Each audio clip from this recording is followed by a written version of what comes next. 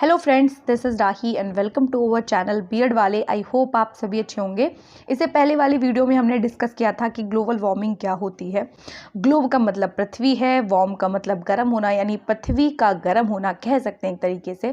तो सूरज का प्रकाश हमारी पृथ्वी की तरफ आता है तो हमारे एटमॉस्फेयर में कई सारी गैसेज हैं जो कि क्या करती हैं, कुछ जो सूरज के प्रकाश की कुछ जो ऊष्मा है, कुछ ऊर्जा है, उसको एब्जॉर्व कर लेती हैं और पृथ्वी भी कुछ ऊष्मा को ऑब्जॉर्व कर लेती है, संरक्षित कर लेती है अपने अंदर। बाकी जो ऊर्जा है सूरज के पास वापस चली जाती है।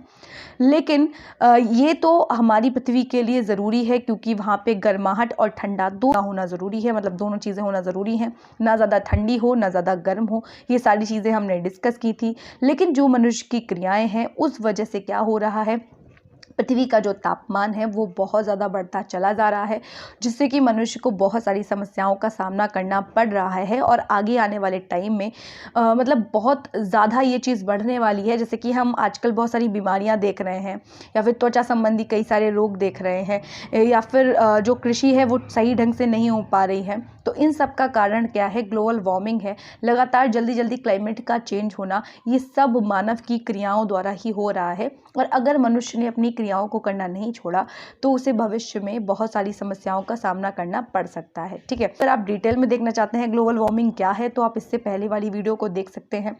इस वीडियो में हम ये जानेंगे कि ग्लोबल वार्मिंग के जो प्रभाव है उसके दुष्परिणाम क्या है। तो जैसे कि मैंने कहा कि तापमान बढ़ रहा है और 0 डिग्री जब हमारा सेल्सियस होता है तो उस पर बर्फ़ जमने लगता है। लेकिन एक डिग्री भी अगर बढ़ जाता है तो बर्फ़ से पानी बनने लगता है ना। तो आप खुद समझ सकते हैं इस सिचुएशन को कि जब मतलब ज़्यादा तापमान बढ़ेगा तो जाहिर सी बात है जो हमारी पृथ्वी पे जो ग्लेशियर हैं या फिर जो भी बर्फ़ से ढकी हुई चोटियां हैं वो पिघलनी शुरू हो जाएंगी। तो यानी ग्लेशियर का पिघलना, दूसरा है बर्फ़ की चोटियों का पिघलना। और जब बर्फ़ पिघलेगी या फिर जो भी बढ़ी हुई जो चोटियां हैं वो पिघलेंगी तो समुद्र के जो जल स्तर है उसमें वृद्धि होगी, यानी जल का स्तर बढ़ेगा। और जो प्रशांत महासागर है या फिर जो भी हम ओशियंस देखते हैं, और ये जो ग्लोबल वार्मिंग हो रही है ये केवल भारत में रहने वाले लोगों की वजह से नहीं हो रही है।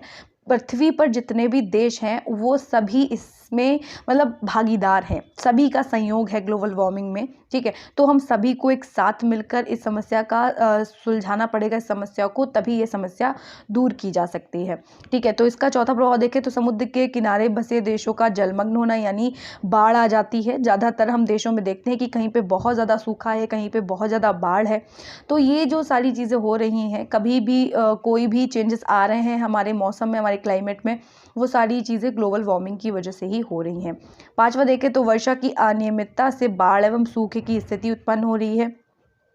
छठा देखें तो कृषि एवं पशुपालन का प्रभावित होना, साथ ही में औसत तापमान में वृद्धि होना। जैसे कि हमने इससे पहले वाली वीडियो में देखा था कि जो पृथ्वी है उसका एक औसत तापमान होता है। फोदियर ने ये भी कहा है कि अगर 14 डिग्री सेल्सियस से ज़्यादा होता है तापमान तब हम उसे ग्लोबल वार्मिंग कहेंगे। ठीक है, अगला देखें तो जलवायु में परिवर्तन हो रहा है, यानी जल्दी जल्दी क्लाइमेट जो है वो चेंज हो रहा है। विभिन्न प्रकार के रोग उत्पन्न हो रहे हैं और जैव विविधता, यानी जो हमारी बायोडाइवर्सिटी है और जो हमारा इकोसिस्टम है वो ठीक से वर्क नहीं कर पा रहा है। जो फूड चेन बनी हुई है, क्योंकि कई सारी जो प्रजातियां हैं, कई सारी जो स्पेसीज हैं वो इस वजह से खत्म होती चली जा रही हैं, क्योंकि क्लाइमेट अगर मतलब जल्दी जल्दी चेंज होता है तो कुछ प्रजातियां अडेप्ट नहीं कर पाती हैं और उस इन्वायरमेंट में खुद को नहीं ढाल पाती हैं, और वो स्पेसीज या तो खत्म हो जाती हैं या तो उनकी संख्या कम होने लगती है। तो इस वजह से जो हमारी बायोडाइवर्सिटी है और जो हमारा इकोसिस्टम है वो धीरे धीरे क्या हो रहा है, समाप्त होता है। किस वजह से? ग्लोबल वार्मिंग की वजह से।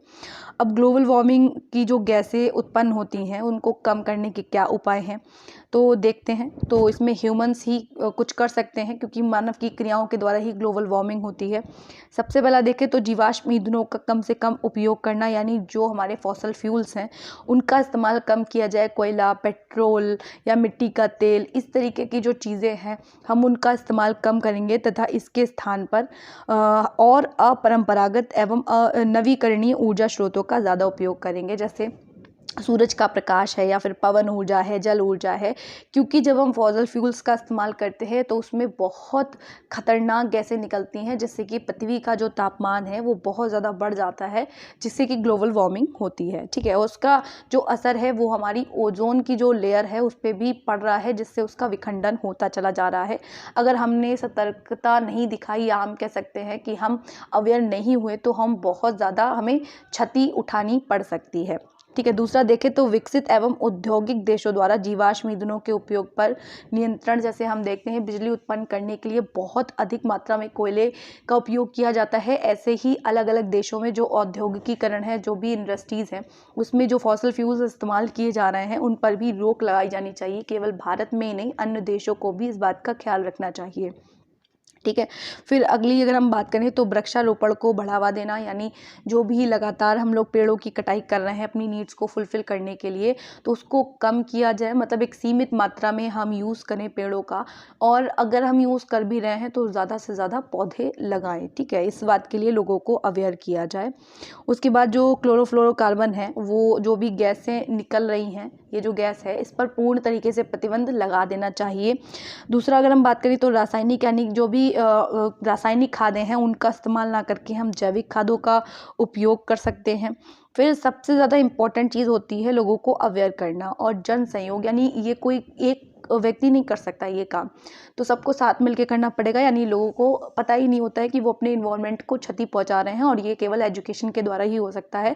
लोगों को ये बात बताना कि जो है आप इन्वायरमेंट को क्षति पहुंचा रहे हैं, और आप इस तरीके से अगर ये क्रियाएं करेंगे तब आप अपने इन्वायरमेंट को साफ सुथरा और स्वच्छ रख पाएंगे, जिससे कि क्या है, जनसहयोग की भावना उत्पन्न करना लोगों में, जिससे कि वो अपने पर्यावरण के प्रति सजग हो सके, और जो एक्टिविटीज़ हैं वो इस तरीके की एक्टिविटीज़ कम करें जिससे कि ग्लोबल वार्मिंग हो रही है। ठीक है, मनुष्य की बढ़ती हुई जनसंख्या को कम करना, सबसे ज़्यादा इम्पॉर्टेंट रोल इन्हीं दोनों चीज़ों का रहता है कि जब जनसंख्या बढ़ती है तो लोग अपनी आवश्यकताओं की पूर्ति के लिए पेड़ों को ज़्यादातर काटते हैं। तो एक तो जनसंख्या जो लगातार बढ़ रही है, अब भारत का जो स्थान है वो पहला हो गया है, तो जो जनसंख्या बढ़ रही है उसमें उसके स्तर में कमी लाना, और साथ ही में पेड़ों को ज़्यादा से ज़्यादा लगाना। ठीक है, उसके बाद अगर हम देखें तो अंतर्राष्ट्रीय स्तर पर कई सारे प्रयास किए गए हैं। सबसे पहला जो प्रयास था वो स्टॉकहोम सम्मेलन हुआ था 1972 में, जिसे हम पर्यावरण सम्मेलन भी कहते हैं।